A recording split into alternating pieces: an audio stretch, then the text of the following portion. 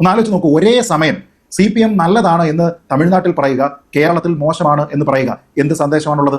ഇന്ത്യയിൽ ഏറ്റവും കൂടുതൽ രാഷ്ട്രീയ ചതി കാണിച്ചുള്ള പ്രസ്ഥാനം BJP ആണ് എന്ന് മറക്കരുത്. വെറുതെ സ്വന്തം ഒരു ആത്മപുളകം ഒക്കെ ഉൾപ്പുളകം കൊള്ളാം എന്നതിനപ്പുറത്തേക്ക് ഒന്നും ചെയ്യാൻ വേണ്ടി പറ്റില്ല. BJP ജയിക്കുന്നതിലെ വിഷമം ഇങ്ങനെ അണപൊട്ടി ഒഴുകുമ്പോഴത്തേക്ക് വായിൽ തോന്നുന്നതൊക്കെ വിളിച്ചു പറയുമ്പോൾ അതിലെന്തെങ്കിലുമൊക്കെ സത്യമുണ്ടോ എന്ന് കൂടി നിങ്ങളൊന്ന് മനസ്സിലാക്കുന്നത് നല്ലതാണ്. അതെ, അപ്പം ഇതിനകത്ത് ഞാൻ നേരത്തെ ചോദിക്കാൻ ഉദ്ദേശിച്ച ഒരു ചോദ്യം, സത്യത്തിൽ രാജ്യം ഇത്രയും വലിയൊരു പ്രതിസന്ധി നേരിടുമ്പോൾ ശ്രീത്ത് പറഞ്ഞു വന്നതിനകത്ത് രണ്ട് തമാശ തോന്നിയ ഒരു കാര്യം കൂടി ഞാൻ പറഞ്ഞുതരാം. അതായത് അദ്ദേഹം പറഞ്ഞു വരുമ്പോൾ ഈ പറഞ്ഞ പ്രതിപക്ഷത്തിന്റെയാണ് എല്ലാ കുഴപ്പങ്ങളും, അത് കോൺഗ്രസ് ആണ് പിന്നിൽ നിന്ന് കുത്തിയത് അല്ലെങ്കിൽ മറ്റേ പാർട്ടി മുന്നിൽ നിന്ന് കുത്തി തുടങ്ങിയ ആരോപണങ്ങൾ പറയുമ്പോൾ ഇന്ത്യയിൽ ഏറ്റവും കൂടുതൽ രാഷ്ട്രീയ ചതി കാണിച്ചുള്ള പ്രസ്ഥാനം BJP ആണ് എന്ന് മറക്കരുത്. നടക്കുന്ന കേസ് വല്ലതും ശ്രമിച്ചാ പോരെ ദാസാ. കാരണം തങ്ങളുടെ കൂടെ നിന്ന് എല്ലാ ചെറു പാർട്ടികളെയും വിഴുങ്ങിയും പിളർത്തിയും ഇല്ലായ്മ ചെയ്തും വളർന്നു വന്ന ഒരു രാഷ്ട്രീയ പാരമ്പര്യമാണ് BJPക്കുള്ളത്. എതിർപക്ഷത്തു നിന്നുള്ള ആൾക്കാരെ ഈ വെടക്കാക്കി തനിക്കാക്കി ഇല്ലായ്മ ചെയ്ത് തീർത്ത് കളഞ്ഞ ഒരു പാരമ്പര്യം BJPക്കുണ്ട്. അങ്ങനെ ആ പാരമ്പര്യത്തിലൂടെയാണ് BJPയുടെ വളർച്ച നിലനിൽക്കുന്നത്. ഇപ്പോഴും BJP വളരുന്നത്, അതായത് കേവല ഭൂരിപക്ഷത്തിലേക്ക് അടുക്കുന്നത് ജനങ്ങളുടെ വോട്ട് വാങ്ങിച്ചിട്ടല്ല. ജനങ്ങളുടെ വോട്ട് 240 സീറ്റിന് മാത്രമേ കിട്ടിയുള്ളൂ BJPക്ക്. ഒരു കയറുണ്ടായിരുന്നെങ്കിൽ ഞാൻ ഇപ്പൊ തന്നെ കെട്ടുന്നെങ്കിൽ ചത്തേനെ.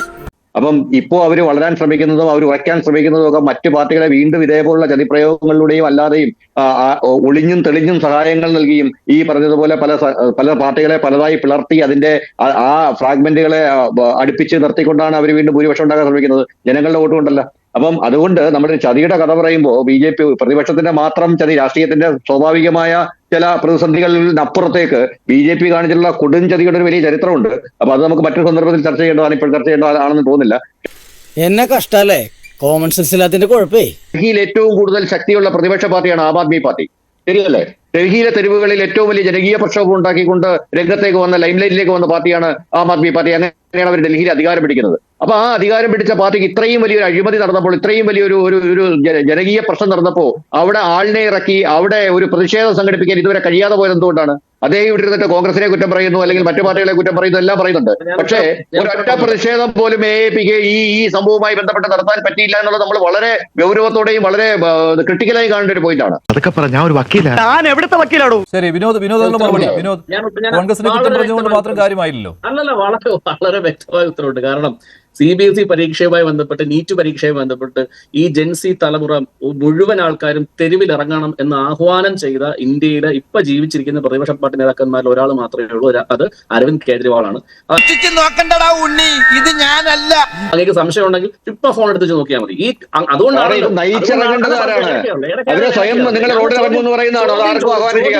അല്ലല്ല, ഇത് മോശമാണ്. ശ്രീ ബി സത്യൻ അങ്ങ് ചോദ്യം ചോദിച്ചാൽ മറുപടി ഒരാൾ അർഹത ഇരിക്കേണ്ട, അപ്പൊ അത് കേട്ടോണ്ടിരിക്കുക. അതായത് മാടമ്പള്ളിയിലെ ആ ചിത്രരോഗി ഇയാളുള്ളിൽ ഇപ്പോഴും ഉണ്ടല്ലേ?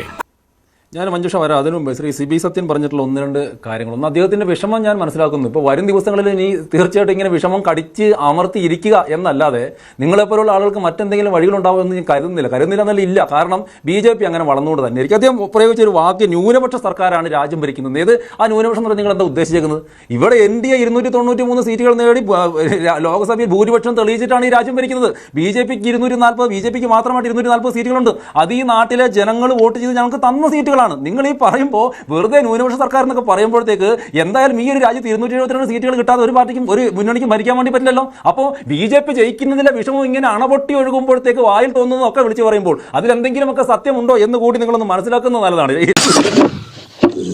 2014 ഞങ്ങൾ വരുമ്പോഴത്തേക്ക് വലിയ ഭൂരിപക്ഷത്തിൽ ഞങ്ങൾ വന്നു. അതിന് മുമ്പ് കോൺഗ്രസ് ഭരിക്കുമ്പോഴത്തെ കാലഘട്ടത്തിന്റെ സമയം എങ്ങനെയാണ് ഞാൻ മനസ്സിലാക്കിയെടുത്തോളം 2004 കോൺഗ്രസിന് 145 സീറ്റാണ്, 2009 206 സീറ്റുകളാണ്. അന്ന് ഏതെങ്കിലും ന്യൂനപക്ഷ സർക്കാരാണ് ഈ രാജ്യം ഭരിക്കുന്നത് BJP പറഞ്ഞിരുന്നു? ന്യൂനപക്ഷ സർക്കാരാണ് ഈ രാജ്യം ഭരിക്കുന്നത് BJPക്ക് വേണ്ടി സംസാരിക്കുന്ന മറ്റാരെങ്കിലും പറഞ്ഞിരുന്നു? ഇത് BJP 17 സീറ്റുകളിൽ സംസ്ഥാനങ്ങളിലും NDA 20 സംസ്ഥാനങ്ങളിലും ഭരിച്ചുകൊണ്ട് ഈ രാജ്യത്തിന് 80% വരുന്ന ഭൂപ്രദേശവും 80% വരുന്ന ജനങ്ങളും തെരഞ്ഞെടുത്ത ഒരു പ്രസ്ഥാനത്തെ ഇങ്ങനെ TV ചാനലിൽ വന്നിരുന്നിട്ട് പറഞ്ഞിട്ട് ന്യൂനപക്ഷ സർക്കാർ എന്നൊക്കെ പറഞ്ഞിട്ട് വെറുതെ സ്വന്തം ഒരു ആത്മപുളകം ഒക്കെ ഉൾപ്പുളകം കൊള്ളാം എന്നതിനപ്പുറത്തേക്ക് ഒന്നും ചെയ്യാൻ വേണ്ടി പറ്റില്ല.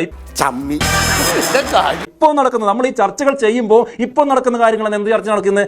നോക്കൂ, തൃണമൂൽ കോൺഗ്രസിന്റെ 20ഓളം വരുന്ന MP-മാർ NDA-യിലേക്ക് വരാൻ വേണ്ടിട്ട് പോവാണ്. നിങ്ങൾ അതിനെ പല പേര് വിട്ട് വിളിക്കും. നിങ്ങൾ എന്ത് പേരിട്ട് വിളിച്ചാലും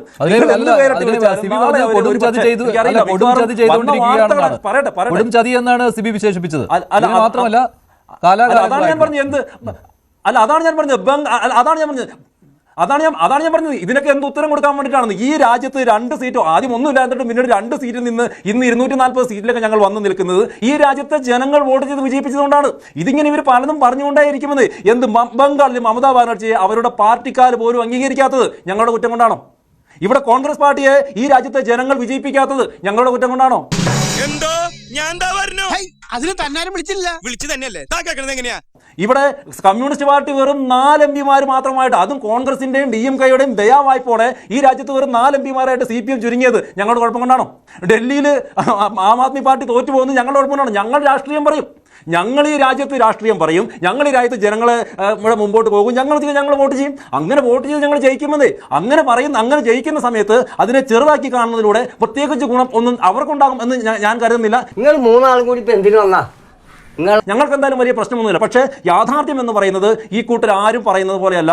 ഞങ്ങൾ വലിയ മുന്നേറ്റം തന്നെയാണ് ഉണ്ടാക്കിയിട്ടുള്ളതും. BJP എല്ലാ രീതിയിലും എല്ലാ സംസ്ഥാനത്തിലും, ഇത് കേരളത്തിലെ കഴിഞ്ഞ ഇലക്ഷൻ തന്നെ നമുക്ക് ചരിത്രത്തിൽ ആദ്യമായിട്ട് 3 സീറ്റുകൾ ഞങ്ങൾ നേടി, 14% വോട്ട് ഞങ്ങൾക്ക് കിട്ടി. ഇതിന് മുമ്പത്തെ ലോക്സഭാ തെരഞ്ഞെടുപ്പ് ഞങ്ങൾക്ക് ഒരു MP ഉണ്ടാകുന്നു, പഞ്ചായത്ത് തെരഞ്ഞെടുപ്പിൽ വലിയ മുന്നേറ്റം ഉണ്ടാകുന്നു. അങ്ങനെ കേരളം ഉൾപ്പെടെയുള്ള സംസ്ഥാനങ്ങളിൽ പോലും ഞങ്ങൾ വലിയ മുന്നേറ്റം ഉണ്ടാകുമ്പോൾ ഈ ഇദ്ദേഹത്തെ പോലെയുള്ള ആളുകൾ ഇത്തരം വാദങ്ങൾ, ഇത്തരം ബാലിശമായിട്ടുള്ള വാക്കുകളും വാദങ്ങളും ഉപയോഗിച്ചുകൊണ്ട് ഒരു ഉൾപ്പുളകം അണിയാം എന്ന് മാത്രമാണ് പറയാൻ പറ്റുള്ളത്. മറ്റു വിഷയങ്ങളൊക്കെ ഞാൻ പറഞ്ഞപ്പോഴ് ശ്രീ സിബി പിന്നീട് BJP ഇതേപോലെ മറ്റ് പാർട്ടികളെ വഞ്ചിച്ചു എന്നുള്ള കഥകൾ പറഞ്ഞു. ഞാൻ പറഞ്ഞ വഞ്ചിച്ച കഥകൾ പൂർണ്ണമായിട്ടും അവർ തന്നെ തീരുമാനമെടുത്ത് വഞ്ചിച്ചിരിക്കുന്ന കാര്യങ്ങളാണ് കോൺഗ്രസിന്റെ കാര്യത്തിൽ. അതല്ലാതെ BJP ചെയ്തതുപോലെ ഏതെങ്കിലും ഒരു സമയം ഒപ്പം നിന്നിട്ട് പിന്നീട് എതിർത്തതോ പിന്നീട് ഭിന്നിപ്പുണ്ടായിരിക്കുന്നതായിട്ടുള്ള കക്ഷികളെ കുറിച്ചല്ല. നീ ഇതിന് കൂട്ടിക്കൊന്നും ഞാൻ കരുതിയില്ല. ഇപ്പൊ ശിവസേനയുമായിട്ടുണ്ടായിരുന്ന പ്രശ്നം എന്തായിരുന്നു? ആ സ്പ്ലിറ്റിലേക്കുണ്ടായ കാരണം എന്തായിരുന്നു? ഇവര് ഒന്നിച്ച് മത്സരിച്ചതിന് ശേഷം ജയിക്കുന്നു, അധികാരത്തിലേക്ക് വരുന്നു എന്ന് പറയുമ്പോൾ ഉദ്ധവ് താക്കറേക്ക് മുഖ്യമന്ത്രി പദം കിട്ടണം, അങ്ങനെ ഒരു ആവശ്യം അവർ പറയുകയാണ്.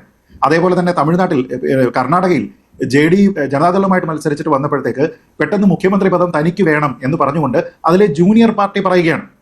ജൂനിയർ പാർട്ടി ആരാണ് അവിടെ? പിന്നെ നമ്മുടെ ഈ JD-യുടെ കുമാരസ്വാമിയാണ്. അപ്പോൾ അദ്ദേഹത്തിന് വേണമെന്ന് പറയുക. ആ സമയത്ത് കോൺഗ്രസ് ചെയ്തിരുന്ന കാര്യമാണ് ശരിക്കും അവസരവാദം. 70-ലധികം സീറ്റുകളുള്ള കോൺഗ്രസ് 30 സീറ്റുള്ള ജനതാദളിന്റെ നേതാവിനെ മുഖ്യമന്ത്രിയാക്കാം എന്ന് പറഞ്ഞു. സന്തോഷായി, നല്ല സന്തോഷായി. അപ്പൊ ആൾക്കാർ വോട്ട് ചെയ്തിരിക്കുന്നത് അദ്ദേഹത്തിന്റെ തന്നെ, ശ്രീ സിബിയുടെ തന്നെ ലോജിക്ക് ഉപയോഗിച്ച് കഴിഞ്ഞാൽ ആൾക്കാർ അവിടെ 30 സീറ്റിലേക്ക് ജനതാദളിനെ ഒതുക്കിയത് കുമാരസ്വാമിയെ മുഖ്യമന്ത്രിയാക്കാനായിരുന്നോ? അതായിരുന്നോ ജനഹിതം? അതായിരുന്നോ ജനാധിപത്യം? അങ്ങനെയല്ല. അങ്ങനെ നമ്മൾ എത്ര കൊളാക്കിണ്ടല്ലേ? പിന്നല്ലാതെ ഇതും കൊളാക്കി. പിന്നെ PDP, NCP ഇങ്ങനെയുള്ള പാർട്ടികളുമായിട്ട് സഖ്യത്തിൽ വന്നതിന് ശേഷം പിന്നീട് സ്പ്ലിറ്റ് ഉണ്ടായിട്ടുണ്ട്, അത് മാറിയിട്ടുണ്ട്. പക്ഷെ കോൺഗ്രസ് ചെയ്യുന്നത് അതാണോ? ഒന്ന് ആലോചിച്ച് നോക്കൂ. ഒരേ സമയം CPM നല്ലതാണ് എന്ന് തമിഴ്നാട്ടിൽ പറയുക, കേരളത്തിൽ മോശമാണ് എന്ന് പറയുക. എന്ത് സന്ദേശമാണുള്ളത്? DMK-യുമായിട്ട് ചേർന്നിട്ട് സെക്യുലർ പ്രോഗ്രസീവ് അലയൻസ് എന്ന് പറഞ്ഞിട്ടുള്ള ഒരു കൂട്ടായ്മ ഉണ്ടാക്കാണെന്ന്. ഈ ഇന്ത്യ സഖ്യവും UPA ഒക്കെ മാറ്റി വെച്ചേക്കൂ. SPA, സെക്യുലർ പ്രോഗ്രസീവ് അലയൻസ് എന്ന് പറഞ്ഞിട്ട് കോൺഗ്രസും DMK-യും കൂടി ചേർന്നിട്ട് തമിഴ്നാട്ടിൽ ഒരു സഖ്യം ഉണ്ടാക്കുക. സഖ്യത്തിന്റെ ഭാഗമായിട്ട് സീറ്റ് വീതം വെക്കുന്ന സമയത്ത് DMK-യുടെ കാരുണ്യത്തിൽ 5 സീറ്റിൽ ജയിക്കുക. ജയിച്ചതിന് ശേഷം അളിയ ഞാൻ മറ്റവനെ സപ്പോർട്ട് ചെയ്യട്ടെ എന്നൊരു ഫോൺ കോൾ പോലും ചെയ്യാതെ രാഹുൽ ഗാന്ധി ഈ 5 പേരെയും അവർക്ക് വിട്ടുകൊടുക്കുക. എന്നിട്ട് യാതൊരു വിധത്തിലുള്ള ഉളുപ്പുമില്ലാതെ ഈ വിജയുടെ സത്യപ്രതിജ്ഞാ ചടങ്ങിൽ അദ്ദേഹത്തിനോടൊപ്പം തന്നെ ഒരു കസേര വലിച്ചിട്ട് അവിടെ ഇരിക്കുക.